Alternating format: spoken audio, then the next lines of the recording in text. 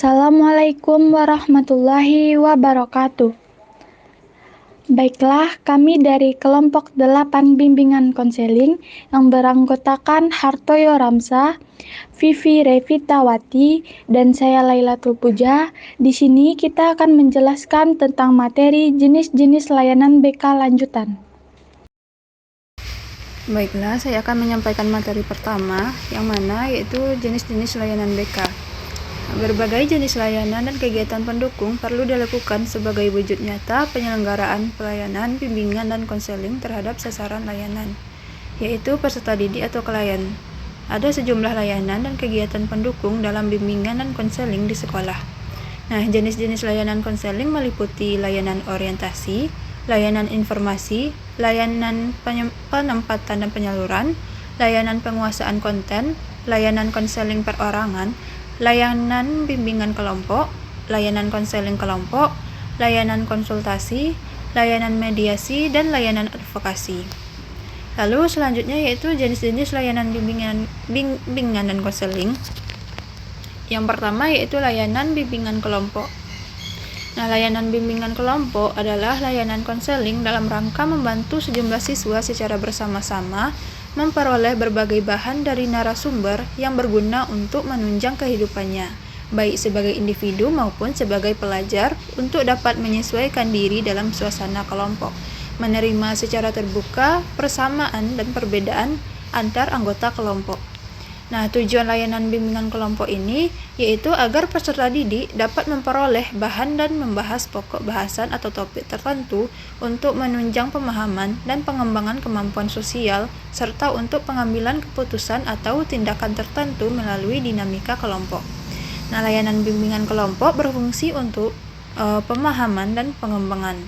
Layanan bimbingan kelompok ini dapat dilakukan melalui dinamika kelompok, di mana guru bimbingan dan konseling dapat memberikan suatu buah kasus yang sedang tren di masyarakat untuk didiskusikan.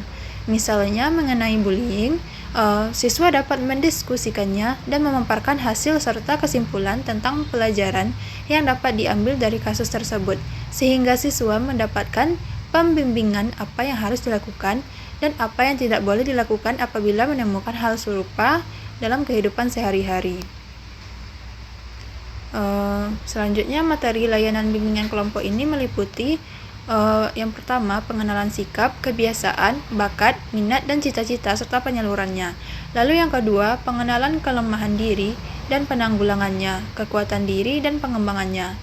Selanjutnya, pengembangan kemampuan berkomunikasi, menerima atau menyampaikan pendapat, bertingkah laku, dan hubungan sosial, baik di rumah, sekolah, maupun di masyarakat, teman sebaya di sekolah dan di luar sekolah, serta kondisi atau peraturan sekolah. Selanjutnya, pengembangan sikap dan kebiasaan belajar yang baik di sekolah dan di rumah sesuai dengan kemampuan pribadi siswa. Selanjutnya, pengembangan teknik-teknik penguasaan ilmu pengetahuan, teknologi, dan kesenian sesuai dengan kondisi fisik, sosial, dan budaya. Lalu, orientasi dan informasi karir, dunia kerja, serta upaya memperoleh penghasilan. Selanjutnya, orientasi dan informasi perguruan tinggi sesuai dengan karir yang hendak dikembangkan. Lalu, pengambilan keputusan dan perencanaan masa depan. Baiklah, saya akan menjelaskan tentang layanan konsultasi. Pengerjaan konsultasi dalam bimbingan dan konseling adalah sebagai suatu proses penyediaan bantuan teknis untuk konselor, orang tua, administrator, dan konselor lainnya dalam mengidentifikasi dan memperbaiki masalah yang membatasi efektivitas siswa atau sekolahnya. Nah, konseling atau psikoterapi, sebab konsultasi tidak melayani yang langsung ditujukan pada klien, tetapi secara tidak langsung, seperti melalui klien, melalui bantuan yang diberikan oleh orang lain. Nah, layanan konsultasi ini merupakan bagian dari layanan bimbingan dan konseling. Maka, tujuan dari layanan ini sepenuhnya untuk mendukung tercapainya tujuan bimbingan konseling. Nah, selanjutnya ada layanan mediasi, yang dimana layanan mediasi yakni konseling yang memungkinkan permasalahan atau perselisihan yang dialami dengan klien dengan pihak yang dapat terataskan dengan konselor sebagai mediator. Nah, istilah mediasi ini sendiri berasal dari istilah media yang berasal dari kata medium yang berarti perantara. Berarti dalam literatur Islam, istilah mediasi sama dengan wasilah yang berarti perantara.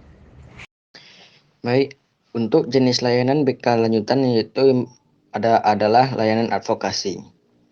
Layanan advokasi yaitu layanan yang membantu agar hak-hak keberadaan, kehidupan dan perkembangan individual yang bersangkutan kembali diperoleh setelah hak-hak tersebut selama ini dirampas, dihalangi dan dibatasi.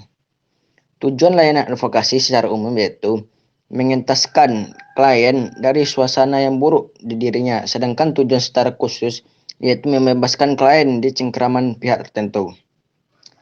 Adapun menurut Peraturan Menteri Pendidikan dan Kebudayaan atau Permendikbud nomor 111 tahun 2014 menyampaikan bahwa layanan advokasi merupakan salah satu layanan yang dikategorikan dilaksanakan di luar kelas. Nah, adapun komponen layanan advokasi yaitu yang pertama ada konselor, yang kedua ada korban penyelenggara hak, yang ketiga pihak-pihak terkait. Nah, adapun materi layanan advokasi yaitu yang pertama terfokus pada klien yang terkena perlakuan negatif dari pihak-pihak tertentu dan merugikan klien. Yang kedua, berkenaan dengan materi karakter. Baik, kesimpulan materi yang kami sampaikan tentang jenis-jenis layanan BK lanjutan yaitu beberapa jenis layanan BK meliputi layanan bimbingan kelompok, konseling kelompok, konsultasi, mediasi, dan advokasi.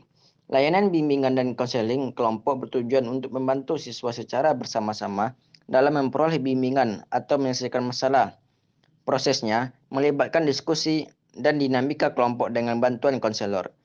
Layanan konsultasi bertujuan memberikan bantuan kepada orang tua, guru, dan konselor lain untuk menangani masalah siswa secara tidak langsung. Sedangkan layanan mediasi membantu menyelesaikan konflik antar pihak dengan bantuan konselor sebagai mediator secara kooperatif. Dan layanan advokasi bertujuan untuk membela dan memperoleh kembali hak siswa sebelumnya tidak diperoleh atau terlanggar.